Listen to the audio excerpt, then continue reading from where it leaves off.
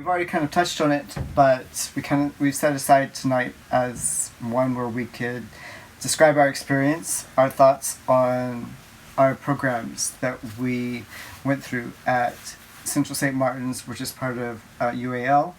And Serena and I did fashion communication through the critical studies pathway. And Rick, you did applied imagination. In the creative industries. Applied imagination in the creative industries. The first step. Serena, tell us who, what, when, where, why. Alright, so for me to just break it down, Troy and I did the MA Fashion Communication course, which has 3 pathways, which was journalism, fashion image, and fashion critical studies. Now, when I saw the course, I was attracted to all 3. I like writing, but I also like fashion image. But when I read about critical studies, that's what kind of sparked my interest, because it was more, it had an academic approach, and it was about the historical and social role of fashion, and that kind of interested me. And I was always interested in what lies beneath, if that makes sense, like why people buy fashion and why they're interested in being in certain tribes and looking a certain way. Right. The cultural aspect of fashion interested me more, and I kind of saw it in this course, and that's why I went for it.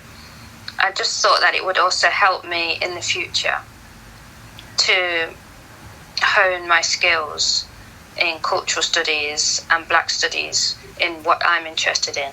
What was it like the first day going in? Okay, the first day was crazy, because I think that was the first time that the Underground had gone on strike. Like, the whole of London Underground had gone on strike. So I was late. So that was crazy. And the first day, we had to straight away get into groups of 3 and shadow a fashion MA student who was putting together a collection. So it was pretty full on. It was kind of a real shock. But it was good though. I mean, yeah, I learnt a lot, I have to say. From the first day. I mean, weren't you late as well? I think that was the first time that we met. We were having problems with our IDs. We couldn't get through the gate, or we couldn't get into the door. Or there was some kind of... Honestly, for me, that kind of just took the anxiety out. The tube had gone on strike. The fact that I couldn't use my ID to get in. It was like, okay, everything's out the window anyway at this point. I don't have to go into a big lecture hall. I don't have to go and be around a bunch of people and just sit there and pretend like everything is normal. It's like, nothing is normal, and that's fine. And one of the other students that I was waiting with, she's like, this is what the best art schools are like. So this is kind of reassuring. But yeah, so I was just coming out of a marketing program, marketing communications program. So it was all about, okay, something's been done. How are you going to communicate it? How are you going to communicate it? And to me, it was always so specific. And they always had to make an exception for fashion. Like, fashion isn't rational. Fashion isn't this or that. So you can't really go with the informational approach to fashion. You have to approach it differently. So it was just always an exception. The thing that was most interested in was always just the exception. The look of... I would put so much time into my presentations and my videos and, the look of it.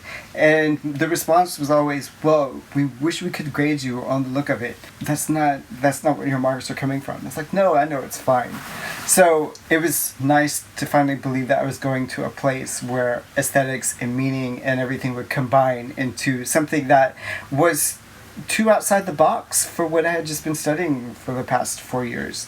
I was initially a bit hesitant to go into something that was still so academic, because I came out of my first degree with a distinction, and it's like, okay, I did really well, but I need to take a break. That first dissertation, that I had just finished, it took everything out of me. Out of me. I was just drained, and I wanted to do nothing but work with colors, work with sound. I just needed a break, and I applied to LCF, and I got accepted into the image making program there, and I had a great conversation with her, but something in me just said, hold off, wait, and see if you get into CSM.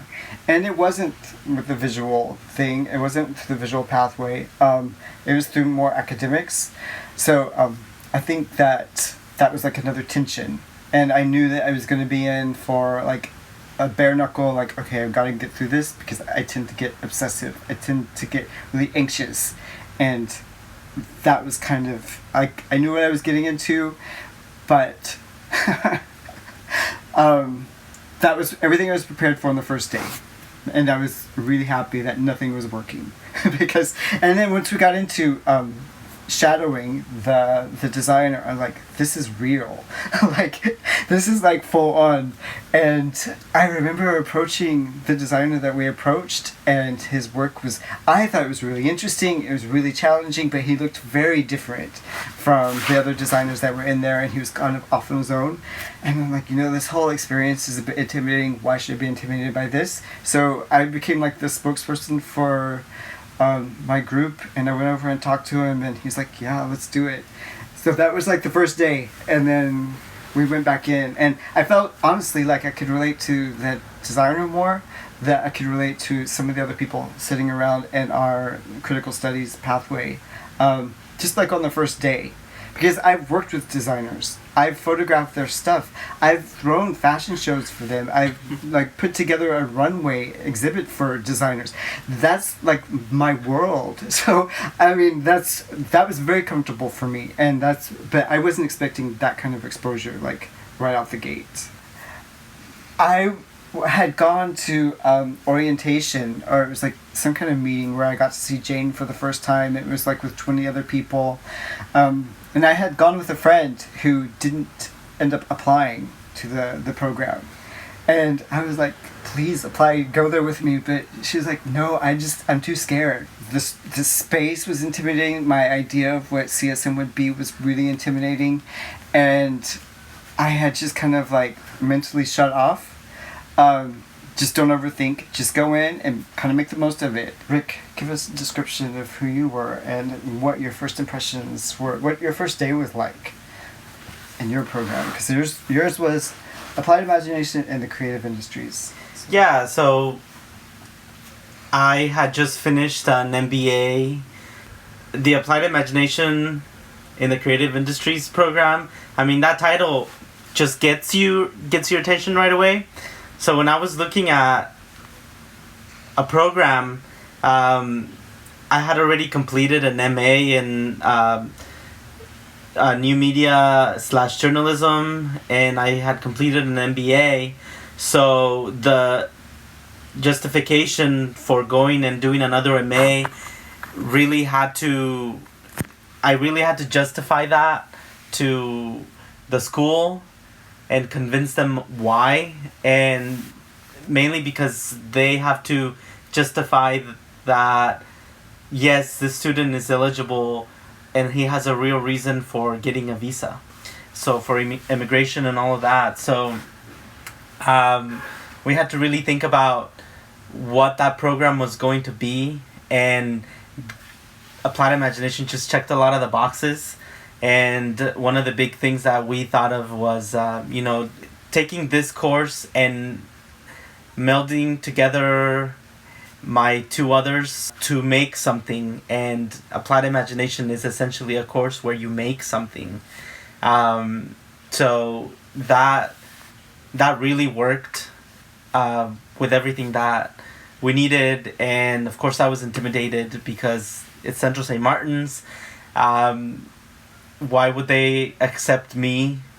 And my qualifications and all of that came into play, and I got the interview and I got accepted right away, like during the call. There were a lot of things about the course description that intimidated me, and going in that first day, I of course was familiar with the campus somewhat because Troy had just finished a year there, and he had some advice on how to take in everything, but it was still just really, it's that first day of anything. It's gonna be a little bit scary.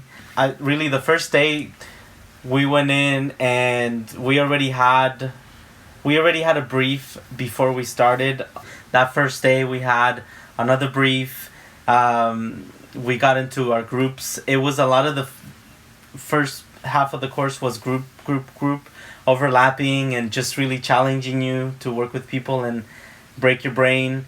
And I think the one thing that really helped that first day was in the introductions everybody did, and just talking about who you are, the same basic icebreaker type thing, and just saying one interesting thing about you, just because it just gave you a small idea of who was in the program, and you knew a little bit. And then they chose groups by using marbles, like grab a marble, if it's blue you're in the blue team, something like that. So it was right away, this is the course, here are your groups, here's the first brief, here's your tutor, get started.